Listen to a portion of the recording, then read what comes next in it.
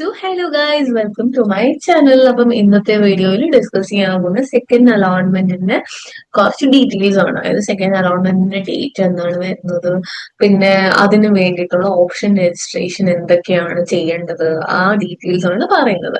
അപ്പൊ നമുക്ക് centralised allotment to engineering and architecture courses, ഈ സെക്കൻഡ് അലോട്ട്മെന്റിന്റെ കുറച്ച് ഡീറ്റെയിൽസ് ആണ്.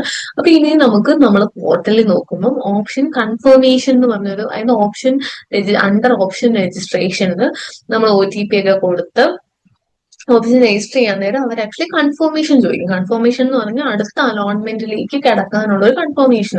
അത് ക്ലിക്ക് ചെയ്യും. അതായത് നമ്മൾ ആ പേയ്മെന്റ്, ഒരു 8,000 rupees പേയ്മെന്റ് അടച്ചവർക്ക് മാത്രമായിരിക്കും ആ ഒരു ഓപ്ഷൻ കാണിക്കുന്നത്. പിന്നെ അലോട്ട്മെന്റ് ഇതുവരെ വന്നിട്ടില്ലാത്തവർക്കും ഈ ഒരു ഓപ്ഷൻ കാണിക്കും.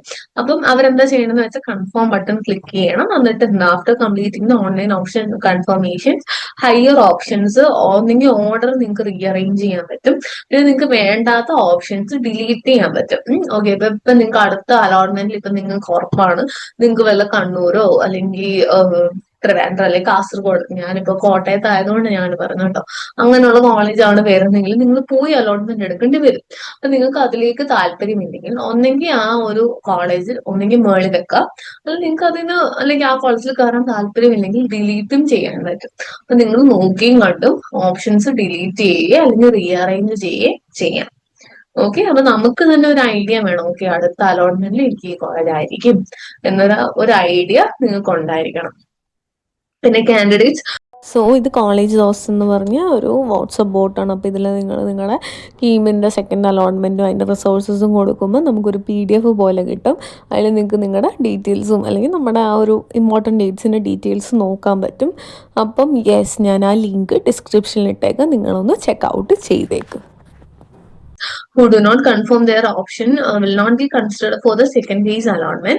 Their higher order options in engineering will be removed from considering in subsequent allotments. If they have paid the token fee as specified in the allotment number, the existing allotment from the first phase will be retained. Okay, പേ ചെയ്തിട്ടുണ്ടെങ്കിൽ ആ existing allotment അതുപോലെ തന്നെ ഇരിക്കും.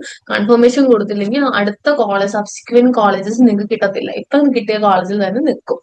ഇത് കൊടുത്തിട്ടില്ലെങ്കിൽ നിങ്ങൾക്ക് ഇതിലേക്കൊന്നും വരാൻ പോലും പറ്റില്ല. പിന്നെ ഗവൺമെന്റ് എയ്ഡഡ് സെൽഫ് ഫിനാൻസിങ് കോളേജിന്റെ കുറെ ലിസ്റ്റ് ഉണ്ട്. ആക്ച്വലി നോട്ടിഫിക്കേഷൻ ആണ്. ഇനി ഇതാണ് ഷെഡ്യൂൾ പറഞ്ഞിട്ടുണ്ട്. അതായത് ഓൺലൈൻ ഓപ്ഷൻ രജിസ്ട്രേഷൻ ഇന്നലെ തുടങ്ങി.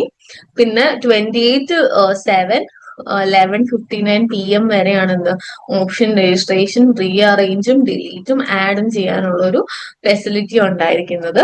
പിന്നെ 29 കണ്ടോ, പെട്ടെന്നാണ് 29 പ്രൊവിഷണൽ അലോട്ട്മെന്റ് വരും സെക്കൻഡിന്റെ. പിന്നെ 30 ഫൈനൽ അലോട്ട്മെന്റ്, അതായത് സെക്കൻഡിന്റെ ഫൈനൽ അലോട്ട്മെന്റ് വരും. Candidates who got allotment in engineering courses in second phase shall have to physically join ചെയ്യേണ്ടി വരും. അത് ഞാൻ ഓൾറെഡി പറഞ്ഞായിരുന്നു. ഫിസിക്കലി ജോയിൻ ചെയ്യുകയും as per the schedule published by the colleges in their website. അതായത് എത്രയാണോ അവർ ആക്ച്വലി ഒരു സെമസ്റ്റർ ഫീസ് പറയുന്നത് അത് നമ്മൾ അടയ്ക്കേണ്ടി വരും. Candidates who got allotment in architecture course in the first shall physically join the allotted course. അതായത് ആർക്കിടെക്ചർ ആണെങ്കിൽ ഫസ്റ്റ് ഫേസ് അലോട്ട്മെന്റിലൂടെ തന്നെ ഫിസിക്കലി നമുക്ക് ജോയിൻ ചെയ്യേണ്ടി വരും. ഇതാണ് കോളേജസിനും അതിന്റെ ലിസ്റ്റും കാര്യങ്ങളും ഒക്കെ കൊടുത്തിട്ടുണ്ട്. അപ്പൊ മെയിൻ ആയിട്ട് ഓർക്കേണ്ട കാര്യം, നിങ്ങൾ കൺഫർമേഷൻ കൊടുത്തിരിക്കണം before 28/7/2025 11:59 PM. അതിന് മുന്നേ 2 ദിവസം കൂടി ഉണ്ട്. അതിന് മുന്നേ തന്നെ നിങ്ങൾ ആക്ച്വലി കൺഫർമേഷൻ കൊടുത്ത് നിങ്ങൾക്ക് എന്തെങ്കിലും റീഅറേഞ്ച്മെന്റ് ചെയ്യണമെങ്കിൽ നിങ്ങൾ അതും ചെയ്യണം. അപ്പൊ അത്രേ ഉള്ളൂ ഇന്നത്തെ വീഡിയോയിൽ.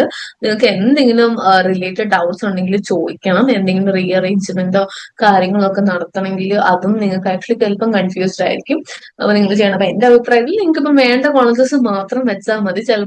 ചില കോളേജസിന് ചിലപ്പോൾ നിങ്ങൾ ലാസ്റ്റ് റാങ്ക് നോക്കാതെ വെക്കുമ്പോൾ നമ്മൾ പ്രെഡിക്ട് ചെയ്യാൻ പറ്റത്തില്ല. ചിലപ്പോൾ ഗവൺമെന്റ് കോളേജിൽ തന്നെ ലാസ്റ്റ് റാങ്ക് ഓഫ് ചിലപ്പോൾ മെക്കാനിക്കലൊക്കെ കുറവായിരിക്കും നമ്മുടെ CS ഓഫ് ഏതെങ്കിലും IHRD കോളേജ്. അപ്പൊ നിങ്ങൾ സൂക്ഷിച്ചും കണ്ടും വെക്കണം. കാരണം എങ്ങാനും ആ മേളത്തെ അത് കിട്ടിയാൽ താഴെയുള്ള ഓപ്ഷൻസ് എല്ലാം ഡിലീറ്റ് ആയിട്ട് പോകും.